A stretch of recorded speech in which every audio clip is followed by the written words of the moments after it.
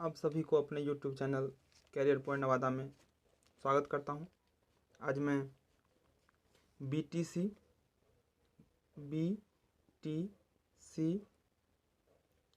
और NCERT के class 10 BTC और NCERT के क्लास 10 के गणित का 14वां चैप्टर सांख्यिकी स्टैटिक्स है, उसके बारे में बताने जा रहा हूँ। 14वां चैप्टर है सांख्यिकी स्टैटिक्स। 14वां चैप्टर है NCERT और BTC दोनों में। तो आइए डिस्कस करते हैं आज। केंद्रीय प्रवृत्ति के अंदर 3 माप का निर्धारण किया जाता है। पहले से ही सारा थ्योरी मैंने लिख दिया है ताकि समय का बचत हो, समय और डेटा दोनों का बचत होगा। और आप लोग जो थ्योरी लेना चाहे स्क्रीनशॉट ले सकते हैं और ध्यान से देखिएगा। अभी थ्योरी बता दिया हूँ इस वीडियो में, और नेक्स्ट वीडियो में जो एक्सरसाइज है उसका भी सॉल्यूशन दे दूंगा। तो केंद्रीय प्रवृत्ति के अंतर्गत 3 माप का निर्धारण किया जाता है। यानी केंद्रीय प्रवृत्ति के अंतर्गत हम 3 मापों को फाइंड आउट करते हैं। पहला है माध्य मीन, दूसरा है माध्यिका मेडियन, और तीसरा है बहुलक यानी कि मोड।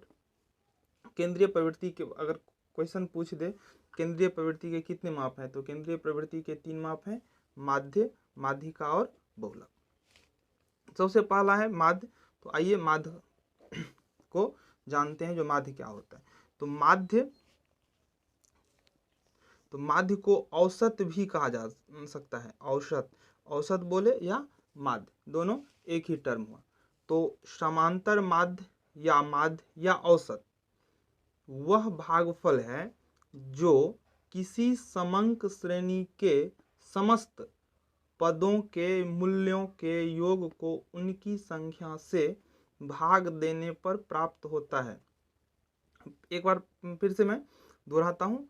समांतर माध्य या माध्य भी कहा जाता है और समांतर माध्य कहा जाता है। तो कोई कन्फ्यूजन ना हो इसलिए मैं दोनों नाम लिख दिया। कहीं कहीं औसत भी रहता है, औसत ही दे दिया रहता है, तो उसके लिए भी चिंता नहीं करना। माध्य, औसत, समांतर माध्य तीनों एक ही चीज हुआ।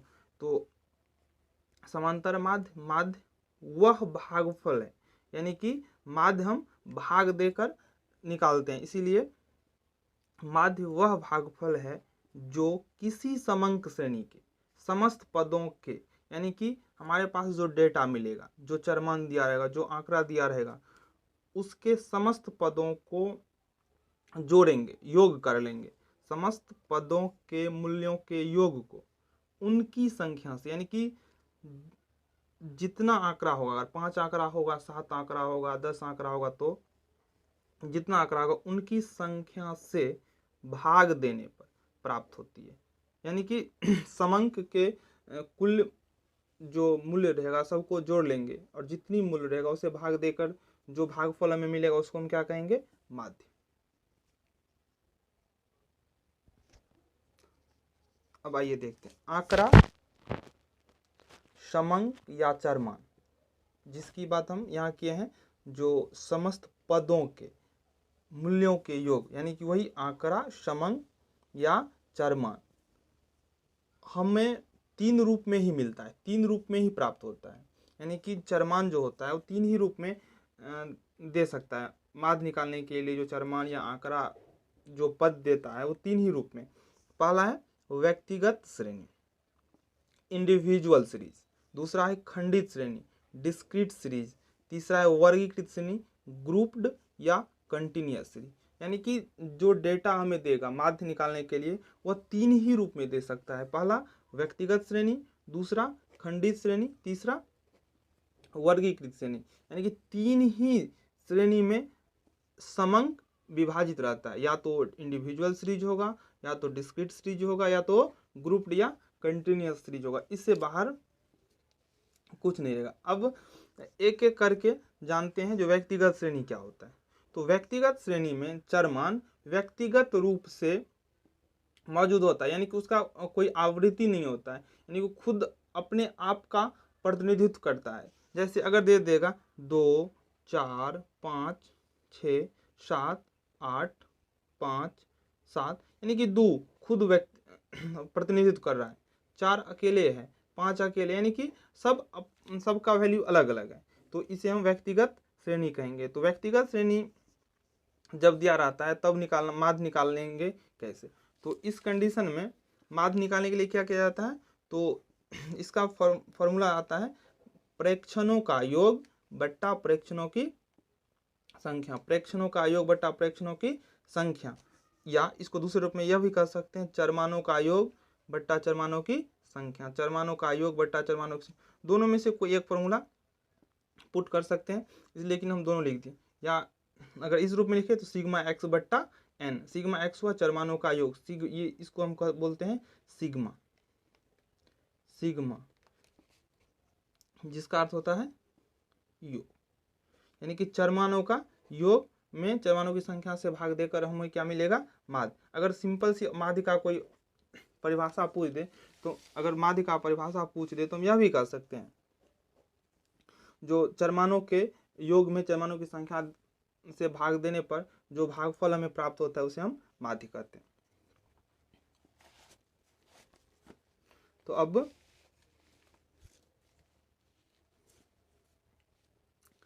दूसरा है खंडित श्रेणी, डिस्क्रीट सीरीज। तो खंडित श्रेणी को जानते हैं। खंडित श्रेणी में चरमान और उसकी आवृत्ति दिया रहता है, यानी कि कौन सा चरमान कितनी बार आया है, तो चरमान और आवृत्ति एक दिया रहता है, तो उस सीरीज को हम बोलेंगे खंडित श्रेणी। जब चरमान और उसका आवृत्ति दिया रहता है तो हम बोलेंगे खंडित श्रेणी। अब ये फॉर्मेट देखिए, अगर इसको यहाँ से इसे कवर कर दूं तो इस रूप में x और f दिया रहेगा, यानी कि चरमान और बारंबारता दिया रहेगा। तो इस स्थिति में जो डेटा मिलेगा हमें, उस डेटा को हम बोलेंगे खंडित श्रेणी में डेटा दिया हुआ है। तो माध्य कैसे निकालेंगे इस कंडीशन में? तो चरमान बारंबारता दिया है, तो चरमान को बारंबारता से गुना कर लेंगे, यानी कि x और f को गुना कर लेंगे, fx हो गया। अब क्या करना है? तो पूरे बारंबारता को जोड़ना है, यानी कि सिग्मा f, बता चुके हैं सिग्मा का अर्थ होता है योग, योग सिग्मा f यानी कि बारंबारताओं का योग।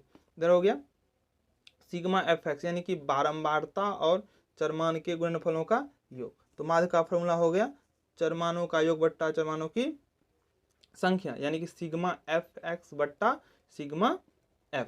ये खंडित श्रेणी में हम इस फॉर्मूला का उपयोग करते हैं। अब तीसरा है वर्गीकृत श्रेणी, कंटिन्यूअस या ग्रुप्ड सीरीज। अब देखिए होता क्या है, तो हमारे दैनिक जीवन में आंकड़े इतने बड़े होते हैं, हमारे दैनिक जीवन में आंकड़े इतने बड़े होते हैं कि उसका ठीक से अध्ययन करने के लिए उन्हें छोटे छोटे समूह में बांटना आवश्यक हो जाता है, यानी कि डेटा इतना बड़ा हो जाता है जो हम उसका अध्ययन ठीक से नहीं कर पाते हैं। ठीक से अध्ययन करने के लिए उसे हम छोटे छोटे समूह में बांट देते हैं। तो सही से अध्ययन के आंकड़ों को, सही से अध्ययन के लिए आंकड़ों को वर्गीकृत श्रेणी में विभाजित कर दिया जाता है, यानी कि ठीक से अध्ययन हो, अध्ययन करने में कोई असुविधा नहीं हो, इसलिए जो डेटा रहता है उसको क्या किया जाता है?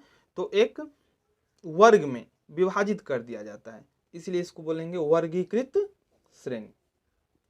वर्गीकृत श्रेणी में हमको 4-5 टर्म जानना बहुत आवश्यक है। पहला है वर्ग अंतराल, यानी कि क्लास इंटरवल। वर्ग अंतराल इंग्लिश में बोलेंगे क्लास इंटरवल। इसका संकेत होता है CI, क्लास इंटरवल। तो वर्ग अंतराल में अवर्गीकृत आंकड़ों को, वर्ग अंतराल में अवर्गीकृत आंकड़ों को समान वर्ग अंतराल में विभाजित कर दिया जाता है। देखिए तो वर्ग अंतराल हो गया, वर्ग अंतराल में अवर्गीकृत आंकड़ों को समान वर्ग अंतराल में विभाजित कर दिया जाता है। वर्ग अंतराल का परिभाषा हो गया, वर्ग अंतराल में अवर्गीकृत आंकड़ों को समान वर्ग अंतराल में विभाजित कर दिया जाता है, समान वर्ग अंतराल में विभाजित कर दिया जाता है। यानी कि एक कोई फिक्स संख्या लेकर 10 का अंतर या 5 का अंतर या 2 का अंतर या 10 का अंतर या 20 का अंतर, एक समान अंतर लेकर सभी आंकड़ों को वर्ग में विभाजित कर दिया। जैसे 0 से 10, 10 से 20, 20 से 30, 30 से 40, ऐसे ही बढ़ता चला जाएगा। 0 से 5, 5 से 10, 10 से 15, 15 से 20, ऐसे ही सभी आंकड़ों को क्या किया जाता है, तो विभाजित कर दिया जाता है। अब दूसरा टर्म है वर्ग अंतराल, यही बताए थे, बारंबारता, फ्रीक्वेंसी। बारंबारता क्या होता है? बारंबारता, तो बारंबारता होता है जो किसी वर्ग अंतराल में या कोई चरमान कितनी बार आया है, तो वो जितनी बार शामिल रहता है किसी वर्ग अंतराल में, कोई चर जितनी बार शामिल होता है वह उसका बारंबारता हो गया, फ्रीक्वेंसी। तो दूसरा टर्म है वर्ग सीमा, यानी कि क्लास लिमिट्स। प्रत्येक वर्ग की 2 सीमाएं होती है, जो भी वर्ग होगा उसका 2 सीमा जरूर होगा। एक होता है ऊपरी सीमा, अपर लिमिट, दूसरा होता है निम्न सीमा, यानी कि lower limit. Upper limit, lower limit, ऊपरी सीमा, अपर लिमिट, निम्न सीमा, लोअर लिमिट, यानी कि वर्ग सीमा। प्रत्येक वर्ग की 2 सीमाएं होती है, एक अपर लिमिट, दूसरा लोअर लिमिट। अब देखिए वर्ग अंतराल 10 से 20 का हम उदाहरण ले लेते हैं। वर्ग अंतराल 10 से 20 में ऊपरी सीमा हो गया 20, निम्न सीमा हो गया 10। ऐसे ही अगर ले लेते हैं 5 से 10, 5 हो गया लोअर लिमिट और 10 हो गया अपर लिमिट, यानी कि ऊपरी सीमा, निम्न सीमा। अब तीसरा टर्म है वर्ग विस्तार, मैग्नीट्यूड। तो वर्ग अंतराल के ऊपरी सीमा, वर्ग अंतराल के ऊपरी सीमा एवं निम्न सीमा के अंतर को वर्ग विस्तार कहा जाता है। यानी कि अगर वर्ग अंतराल, वर्ग विस्तार की बात करें तो क्या होता है, वर्ग अंतराल के ऊपरी सीमा और निम्न सीमा के अंतर को वर्ग विस्तार कहा जाता है। परिभाषा के लिए आप स्क्रीनशॉट ले सकते हैं और अपने कॉपी में नोट कर सकते हैं ताकि कोई परेशानी ना हो। तो वर्ग विस्तार समझ गए होंगे। वर्ग विस्तार निकालने के लिए फॉर्मूला होता है ऊपरी सीमा माइनस निम्न सीमा, यानी कि upper limit minus lower limit. अब अगला पॉइंट है मध्य बिंदु, या इस मध्य बिंदु या दूसरा नाम है मध्यमान या वर्ग चिन्ह, मिड पॉइंट, मिड वैल्यू या क्लास मार्क। मध्य बिंदु या वर्ग चिन्ह निकालने का फॉर्मूला होता है ऊपरी सीमा प्लस निम्न सीमा बट्टा 2। एक